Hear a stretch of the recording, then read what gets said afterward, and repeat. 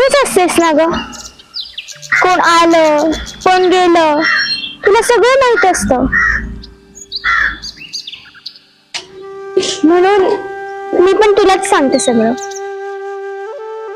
आज मी शाळेत बोलत होते पण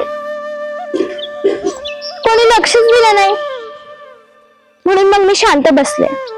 आज मी हात वर केला होता पण सरांनी लक्षच दिलं नाही.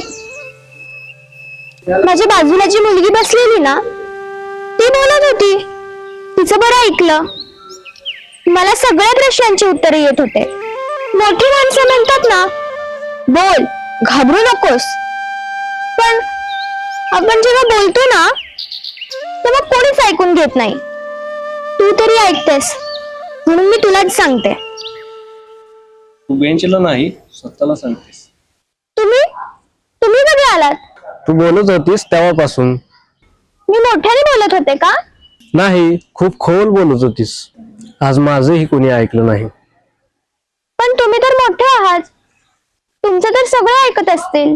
मोठं असलं म्हणजे सगळंच ऐकलं जातं असं नसतं ना. आमचं पण कोण ऐकत नाही. आज मीही ऑफिस मध्ये बोलत होतो पण सगळे स्क्रीन कडे पाहत होते, त्यामुळे मीही शांत झालो. तुम्ही कोणाला सांगता? आज तुला.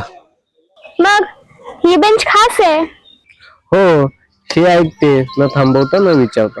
हो, आज मला हलकं वाटतंय. हा, मलाही. पण तुम्ही उत्तर नाही दिलात. हो, कारण आज उत्तर नको होतं.